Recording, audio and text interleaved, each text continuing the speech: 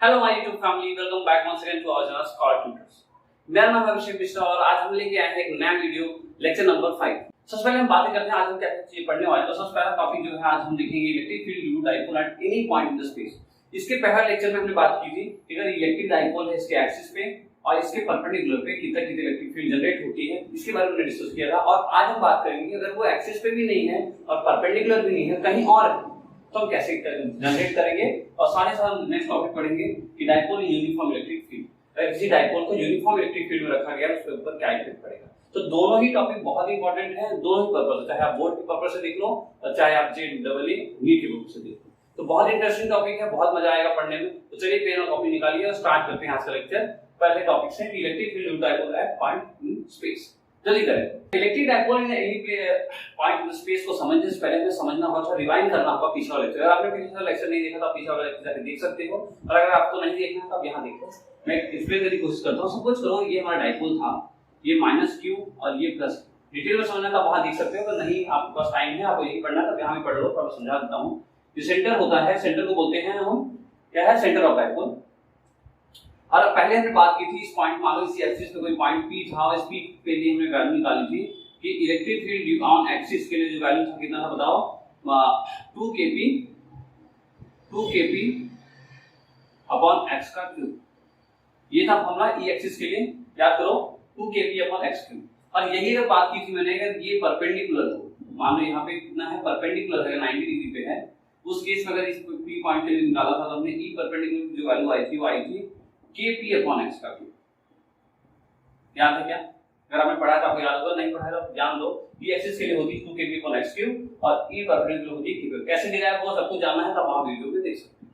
अच्छा, यहां हमने डायरेक्शन की भी बात की थी। तो डायरेक्शन की बात देखो, डाइपोल में हमेशा डायरेक्शन कैसा होता है, नेगेटिव टू पॉजिटिव होता है। कैसा होता है, नेगेटिव टू पॉजिटिव होता है। डाइपोल मोमेंट का डायरेक्शन होता है कैसा होता है, नेगेटिव टू पॉजिटिव होता है। तो बट यहां पे तो इलेक्ट्रिक फील्ड का डायरेक्शन, जो इलेक्ट्रिक फील्ड ये निकला था एक्सिस के लिए, और ये डाइपोल का डायरेक्शन कैसा था, सेम डायरेक्शन था। दोनों ही ऐसे डायरेक्शन में थे, दोनों कैसे से सेम डायरेक्शन में थे।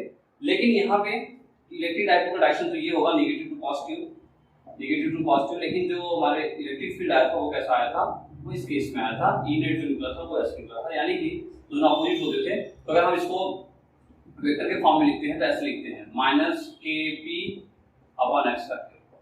माइनस क्यों था, माइनस इसलिए था क्योंकि दोनों अपोजिट डायरेक्शन में। और यहाँ पे वेक्टर के फॉर्म में लिखते हैं तो -kp, सॉरी यहाँ माइनस लिखते हैं, माइनस यहाँ पे सिर्फ ई एक्सिस बराबर 2kp। ये बातें हमने डिस्कस की थी और इसकी बहुत जरूरत है हमें आज।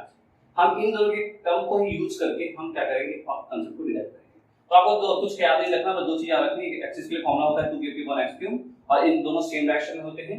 और इसके लिए kp अपॉन x क्यूब, और ये कैसे होता है, एक इस डायरेक्शन में होता है एक इस डायरेक्शन में, यानी कि एक ऐसे चल रहा है नेगेटिव पॉजिटिव और एक पॉजिटिव टू नेगेटिव। इतना नोट करना है, ध्यान रखना है, बाकी हम इसको डिराइव करेंगे। ओके, चलिए अब देखो, हम जो एक पॉइंट कंसीडर करेंगे उस पॉइंट के ना ही वो पॉइंट एक्सिस पे होगा और ना ही ये पॉइंट क्या होगा, परपेंडिकुलर होगा, जैसे कि आपको मैंने टॉपिक में लिखा है। तो देखो यहाँ पे जैसे सपोज करो ये आपका डाइपोल है, ये -q और ये आपका प्लस का, दिख रहा है ना बड़ा बड़ा, ये माइनस का क्यों और ये प्लस का क्यों। और सपोज करते हैं यहाँ पे कोई पॉइंट है, यहाँ पे कोई पॉइंट है जो कि क्या है, एक्सिस से पॉइंट से x डिस्टेंस दूर। कितना दूर है, x डिस्टेंस दूर है। कितना दूर है, x डिस्टेंस दूर। अच्छा, अब देखो, अब साथ ही साथ मानो ये जो एंगल है, ये angle, this angle is theta, this angle is theta. दो फॉर्मूला आपको याद होना चाहिए, फिर से मैं लिख देता हूं। यहाँ पे ई एक्सिस के लिए फॉर्मूला होता है 2kp अपॉन x का क्यूब और ई परपेंडिकुलर फॉर्मूला होता है kp अपॉन x का क्यूब। ये आपको याद होना चाहिए। ये बात तो यहाँ तक क्लियर है? थोड़ा ध्यान समझना तभी समझ में आएगा, थोड़ा सा कॉम्प्लेक्स है डायग्राम में। अब देखो, हम मानते हैं कि नेगेटिव टू पॉजिटिव जो डायरेक्शन है, यानी कि जो इसका डाइपोल मूवमेंट होगा इस डायरेक्शन में होगा p। तो जो -q से प्लस q डायरेक्शन क्या होता है, नेगेटिव पॉजिटिव होता है ना, डाइपोल मूवमेंट के केस में डायरेक्शन होता है वो ऐसे होता है हमेशा, नेगेटिव टू पॉजिटिव, यानी कि नेगेटिव जो इसका डाइपोल मूवमेंट है p, तो p इस डायरेक्शन में ऐसा मान। तो अब अगर इस p का कंपोनेंट डिराइव करें तो एक कंपोनेंट तो ये होगा, तो ये होगा p cos थीटा, भाई इस P का एंगल के साथ जो कंपोनेंट होगा ये वाला, ये कैसा होगा P cos थीटा। और इसी के परपेंडिकुलर एक कंपोनेंट अगर हम और ले लें, इसको हम बोल देंगे P sin थीटा। तो यही होता है ना, कंपोनेंट कैसे रिजॉल्व होता है, एक तो P cos थीटा और ये इन दोनों के बीच जो एंगल है वो कितना है 90 थीटा। पहले फिर समझो, ये डायपोल ये P और P के जस्ट ऐसे कंपोनेंट P cos थीटा और P के 90 डिग्री में P sin थीटा। इस P का देखो हमें P से काम नहीं है, हम चाहते हैं हम थोड़ा आसान करा देते क्योंकि हमें ये दोनों पता है, इसलिए हम इसको क्या कर रहे हैं, देखो इन दोनों को बनाने के बाद, इन दोनों को डिराइव करने के बाद हम इसको इसलिए पढ़ रहे हैं क्योंकि इन दोनों के बाद ही आया है, इसके बगैर आप इसको डिराइव नहीं कर सकते। लेकिन आप ये जब डिराइव कर लोगे तब इसकी जरूरत नहीं, मतलब एक दूसरे से रिलेटेड है, ऐसे समझ सकते हो। तो फिलहाल देखो हमें क्या निकाला था, इस पॉइंट पे निकालना था, जो कि कोई पॉइंट है, एक पॉइंट जो कि मान लो कोई पॉइंट ए पॉइंट है, और इस पॉइंट पे निकालना है। तो हमने देखा कि भाई इसका जो प्रोजेक्शन है, इस माइनस Q और प्लस C का जो प्रोजेक्शन, जो आपका सुपरपोजिशन यहाँ पे जो P है, इस P का वेक्टर इन दोनों की वजह से तो पूरा होगा। तो इस P को हमने माना, इस P का जो हमारा डायपोल मोमेंट P है, इस P का एक कंपोनेंट इधर देखिए। अच्छा, अब देखो अगर हम इस लाइन की बात करें, इस पॉइंट के लिए ये P cos थीटा कैसा है, एक्सिस पे ही है। देखो ये हमारा P, ये हमारा A पॉइंट है, ध्यान देखो, ये जो लाइन मैंने यहाँ बना दी ये A है और ये आपका P है और यहाँ पे ये है P cos थीटा। तो अगर इस वाले की बात करें, इसकी बात करें, तो ये जो P cos थीटा है, तो अगर हम एक्सिस के देखो, ये इसके लिए एक्सिस ही तो है, ये पॉइंट, ये जो पॉइंट, ये वाली लाइन है, ये वाली लाइन इस पॉइंट के लिए कैसी एक्सिस ही तो है, ये पॉइंट है, ये लाइन हो गई एक्सिस ही तो है इसके लिए, तो ये एक्सिस वाली लाइन हो गई। और इस पॉइंट के लिए ये देखो, ये वाला एक्सिस से कैसा है, परपेंडिकुलर 90 डिग्री, यानी कि इस पॉइंट के लिए ये जो लाइन है कैसी है 90 डिग्री। तो हमें दोनों चीज पता है, एक्सिस का फॉर्मूला पता है और नेगेटिव पता है, याद रख, ठीक है। अब देखो यहां से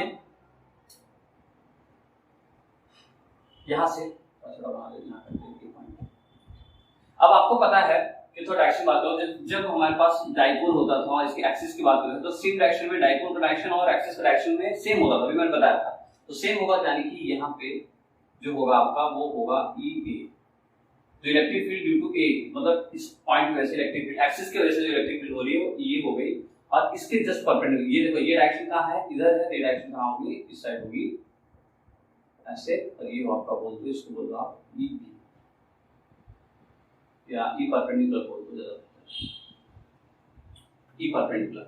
ये E क्या है, ये E है एक्सिस और ये E क्या है, E है आपका परपेंडिकुलर। बोलो क्लियर है, बोले क्लियर है क्या, समझ में आया, दोबारा समझाएं तो दोबारा देखो ध्यान से देखो, दोबारा देखिए, देखो फिर समझो, ये आपका क्या है, वही डायपोल है, इसके ऊपर हमने बोल दिया ये P है, P यानी कि डायपोल मोमेंट P, ये माइनस Q है, ये प्लस का Q है, ये dipole moment P, dipole moment P पे ये नेगेटिव पॉजिटिव है डायपोल मोमेंट P। अब ये सेंटर पॉइंट है, सेंटर पॉइंट से मानो यहाँ पे कोई पॉइंट आपने A माना है और ये थीटा एंगल है, इस P का एक कंपोनेंट आपने रिजॉल्व किया, ये वाला कंपोनेंट वो ये हुआ P cos थीटा, फिर थीटा के साथ जो होता है और इसके जस्ट परपेंडिकुलर यहाँ पे क्या आएगा P sin, ऐसे ही है ना, ये और ये कैसा 90 डिग्री, ये लाइन ये लाइन ये लाइन ये लाइन कैसे है, ऐसे 90 डिग्री कैसे है, ऐसे और ऐसे, ये लाइन कैसे है 90, ये P। तो अब इस पॉइंट के लिए इस P cos थीटा इस पॉइंट के लिए कैसा है, एक्सिस पे तो है, इस पॉइंट के लिए ये P cos थीटा कैसा है, इसी एक्सिस, इस लाइन का लेंथ, इस लाइन की वैल्यू क्या है P cos थीटा, और ये किस पे है, एक्सिस पे। आप बोल सकते हो ये हो गया E की वैल्यू, ये यानी कि ये जो है यहाँ पे एक्सिस से कैसे होती है, एक्सिस से दूर जाती है ना, तो एक्सिस से दूर जाती हुई, और ये डायरेक्शन ऐसा है जिसके जस्ट अपोजिट है उसमें होता है, तो यहाँ पे हो गया ये आपका E, तो यही बना है, तो ये बनाया हमने। और यहाँ पे हमने एक इसका जो E नेट होगा वो यहाँ कहीं होगा E नेट, और ये मान लेते हैं ये एंगल है अल्फा, ठीक है, तो मैं यहाँ बना देता हूँ, देखो ये है आपका E नेट और ये जो एंगल है इस एंगल को हम बोल देते हैं अल्फा। बोलो ये बातें समझ में आती है, मैं वो मिटा देता हूँ, ये रहने देता हूँ, वो मिटा देता हूँ, ये रहने देता हूँ, डिराइव कर लेंगे सब काटे, थोड़ा सा डायग्राम को समझ में आना चाहिए, एक बार नोट करो ना, ये डायग्राम नोट कर लो आप, minus Q plus Q P sin theta P cos theta, ये अल्फा एंगल हमने दिया है, सब कुछ हम डिराइव करेंगे फिर फटाफट। E नेट की वैल्यू में हमारा मेन मकसद क्या है, E नेट निकालना, क्या निकाला हमने E नेट, जल्दी करो फिर बात। मैं ये मिटा दूंगा, ये सब मिटा दूंगा, ये रहने दूंगा, बाकी आप इससे एक बार लिख लो फिर बात। हम ऐसा लिख सकते हैं, फॉर पी कॉस थीटा, जो पी कॉस थीटा है उसके लिए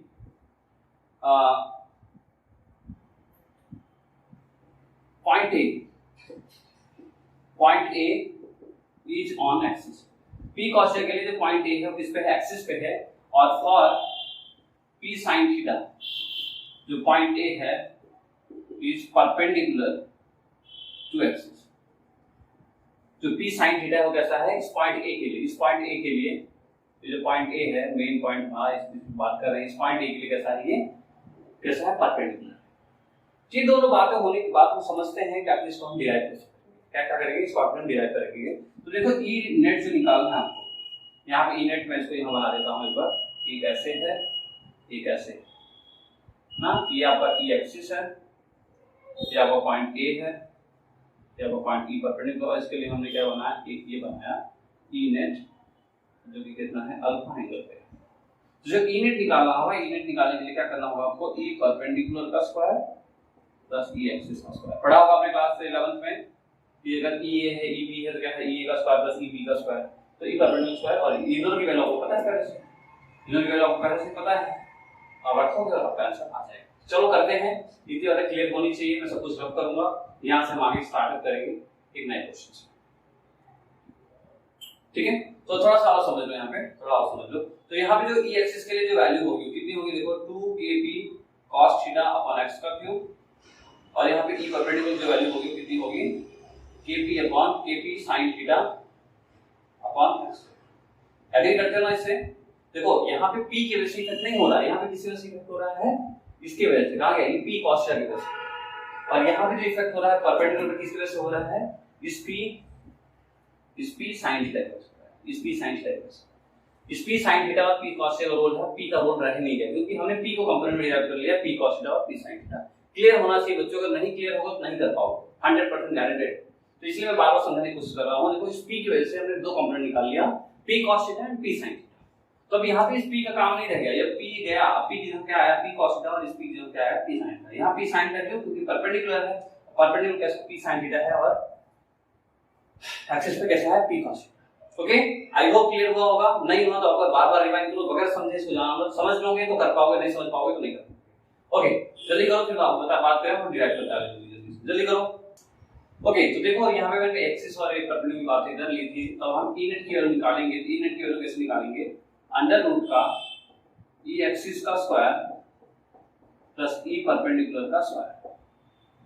ठीक है, अब बताओ ई एक्सिस की वैल्यू कितनी है, 2kp cos theta upon x का क्यूब का square plus kp sin theta upon x का क्यूब का स्क्वायर का। ठीक है, जस्ट मैथ्स है, नॉर्मली कुछ खास नहीं। 2 स्क्वायर करो, 2 का स्क्वायर 4, k का स्क्वायर k स्क्वायर, p का square p square, cos square theta और x की पावर 6। और ऐसे ही इसका लिखेंगे तो k का स्क्वायर p का स्क्वायर sin का स्क्वायर थीटा और x की पावर 6 का अंडर। बोलो यहाँ तक समझ में आता है, क्लियर है, कुछ खास नहीं। रब कर दो मिलकर का, ये रब कर दो। देखो आगे बात करें, आगे बात करें, ये है 6। अब देखो यहाँ पे क्या क्या कॉमन है, तो k square p square cos square theta, k square p square और x की पावर 6 कॉमन दिख रहा है दोनों में ही। हम यहाँ पे बाहर ले लेते हैं, तो k स्क्वायर p स्क्वायर और x की पावर 6 का अंडर रूट हमने बाहर ले लिया। तो बाहर रूट से बाहर लोगे, जब रूट बाहर हो जाएगा तो क्या होगा आपको पता है ना, ये स्क्वायर हट जाता है और यहाँ पे मतलब स्क्वायर हट जाता है, पावर 2 हट जाता है। तो ये बाहर हो गया, तो अंदर क्या बचा, देखो अंदर हमारे पास ये 4 बचा है, ये cos स्क्वायर थीटा बचा है। तो अंदर क्या बचा, 4 है cos स्क्वायर थीटा है, 4 है cos स्क्वायर थीटा है, और यहाँ पे क्या है प्लस का sin स्क्वायर थीटा है। बोलो यहाँ पे समझ में आता है, k square p square x power 6 बाहर लिया तो k स्क्वायर का k हो गया, p स्क्वायर का p हो गया, x पावर 6 का x पावर 3 हो गया, क्यों 2 ही घटता है ना, तो ये हो गया। अब यहाँ पे सॉल्व करेंगे, ये देखो कितना बचेगा, k p x का क्यूब, और यहाँ पे इस 4 cos स्क्वायर को हम ऐसे लिख सकते हैं 3 cos square theta plus cos square theta plus sin square theta. बोलो लिख सकते हो ऐसा, 4 को 3 और 1 में बांट दिया, कोई दिक्कत नहीं। अब इस cos स्क्वायर थीटा सब plus sin square theta, formula याद है क्या, cos square theta sin square theta क्या होता है, 1 होता है, तो सबको पता होगा। यहाँ पे 1 तो 1 plus 3 cos square theta and this is your E net. जो ई नेट की वैल्यू आई याद करो आप कितनी है k p अपॉन x। ना ही आपको परपेंडिकुलर का याद करना है ना ही आपको पैरेलल का एक्सिस का याद करना है, आपको याद करना चाहिए और ऑटोमेटिकली इससे निकल जाएगा। इतना नोट तो मैं समझाऊंगा थोड़ा इसको एक्सप्लेन करने की। k p upon x cube 1 plus 3 cos square theta, k p upon x cube 1 plus 3 cos square theta, ये याद रहेगा, सब हो जाएगा। जल्दी करो बात करो। अब देखो यहाँ पे हम इस फॉर्मूले को थोड़ा सा समझते हैं क्या कि इसकी वजह से ही कैसे दोनों डिराइव हो जाते हैं। देखो अगर आपको ये याद है ना एक यही formula k p upon x cube 1 plus 3 cos square theta, अगर आपको ये याद है आप एक्सिस के लिए भी और परपेंडिकुलर दोनों ही निकाल सकते हो। देखो कैसे करेंगे। तो ए नेट की जो वैल्यू है कितनी है यहाँ पे kp अपॉन x का क्यूब कितना आया 1 प्लस 3 cos स्क्वायर, यही फॉर्मूला है ना आपका ए नेट की वैल्यू। अच्छा अब देखो याद करो क्या क्या कर रहे थे हम।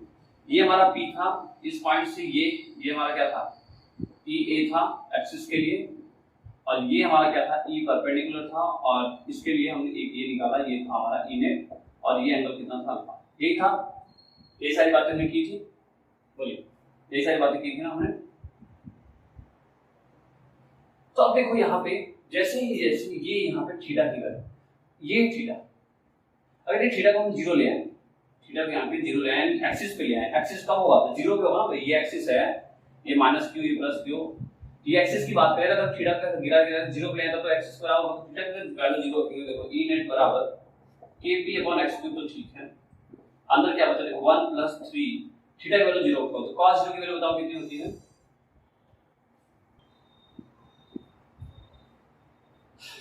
ओके बहुत गर्मी है, थोड़ा सा ब्रेक लेना पड़ा इसमें।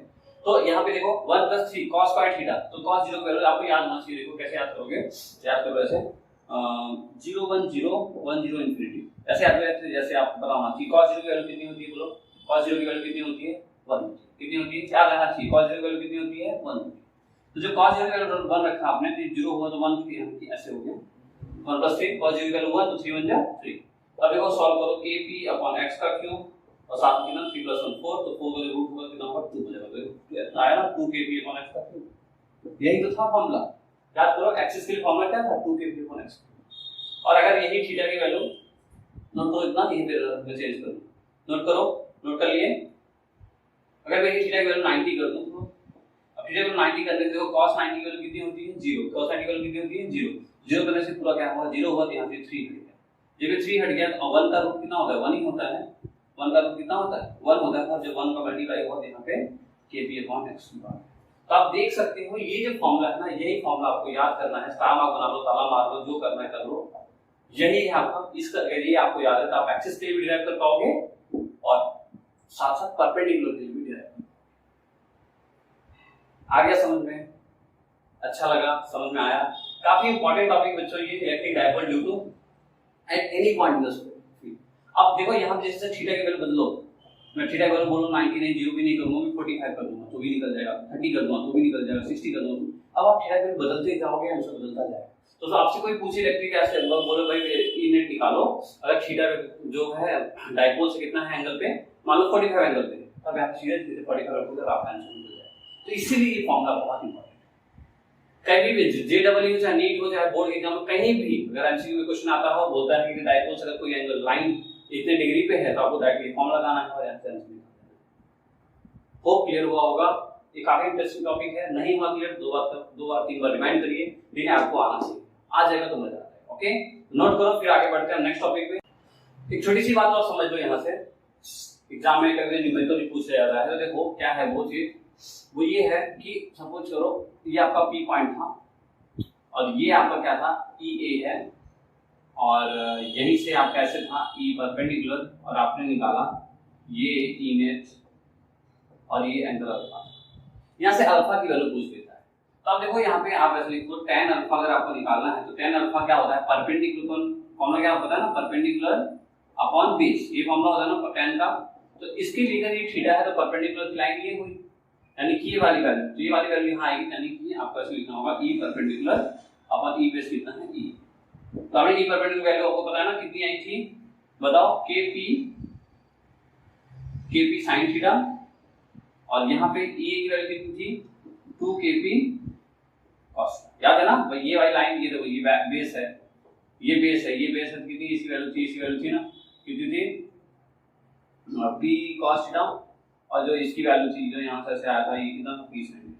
ये भाई है p cos theta p sin theta, यहाँ से kb के भी चढ़ गया, यहाँ पे कितना आया 1/2 sin बाई cos क्या होता है tan थीटा। तो यहाँ पे तो यहाँ जो tan अल्फा है, tan अल्फा निकालने का तरीका क्या है 1/2 sin थीटा, 1/2 tan थीटा। अब ऐसे दिखा सकते हो tan अल्फा का कहीं पूछा गया, tan अल्फा बताओ अल्फा कितना होगा, और ऐसे tan अल्फा निकालो, अल्फा निकालना है तो tan इनवर्स थीटा को निकालना, ठीक है। फिर नोट जल्दी नोट करो, फिर आगे बढ़ते हैं नया टॉपिक। दूसरा टॉपिक जो है कि इलेक्ट्रिक डाइपोल अगर यूनिफॉर्म इलेक्ट्रिक फील्ड रखा गया है क्या होगा, जल्दी नोट करो।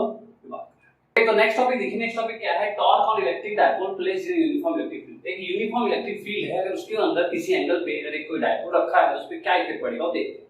देखो जैसे मान लो ये इलेक्ट्रिक फील्ड है और इसमें हमने एक डाइपोल रखा है, कुछ माइनस क्यू है ये, और सपोज करो ये है आपका प्लस का क्यू, ठीक है, माइनस क्यू प्लस क्यू दिख रहा होगा कैमरा में, छोटा तो नहीं हो रहा, ओके। ये है आपका सेंटर पॉइंट, और सपोज करो ये किस एंगल पे है, थीटा एंगल पे, कितने एंगल पे है, थीटा एंगल।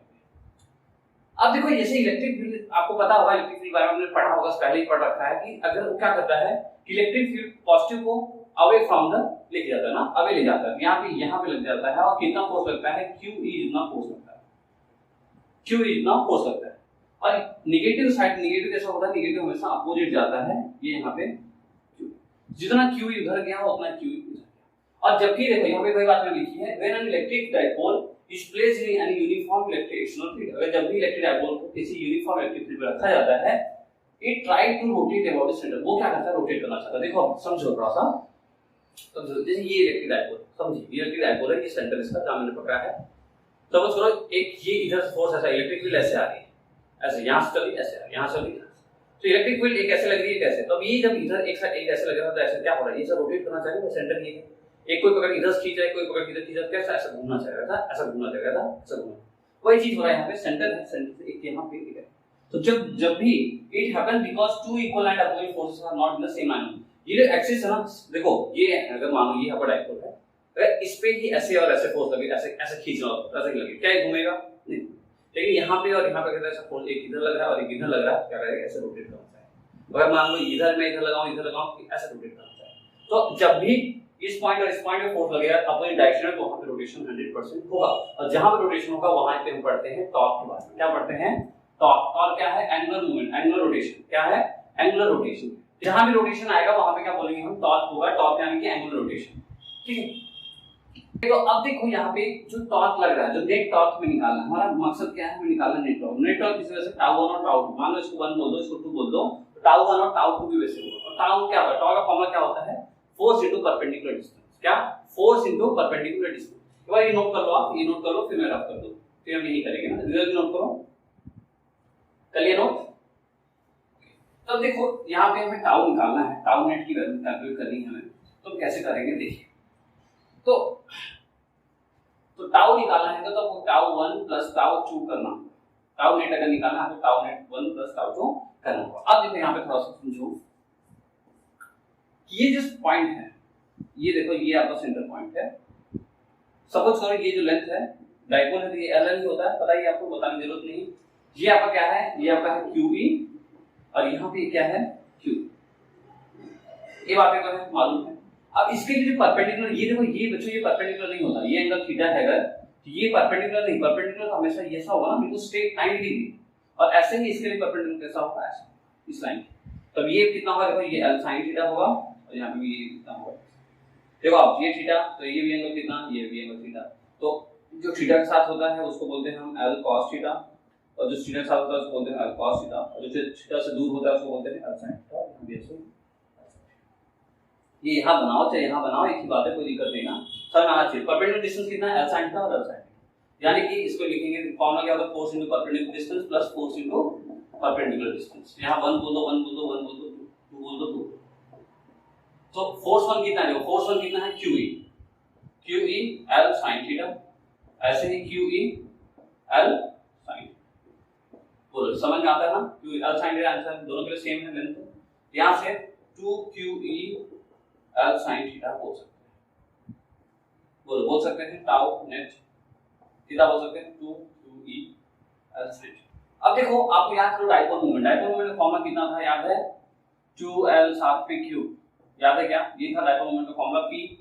तो यहाँ पे देखो 2Q और साथ में 2L और साथ में Q को हम हटा लेते हैं, यहाँ से कितना हो, देखो टाउ नेट बराबर PE sin थीटा। बोलो यहाँ समझ आता है, ये चीज पता है, बताया था डाइपोल मोमेंट नेक्स्ट इससे पहले के लेक्चर में बात की थी 4 में 04 इलेक्ट्रिक चार्ज फील्ड 04 हमने बात की थी डाइपोल मोमेंट के बारे में।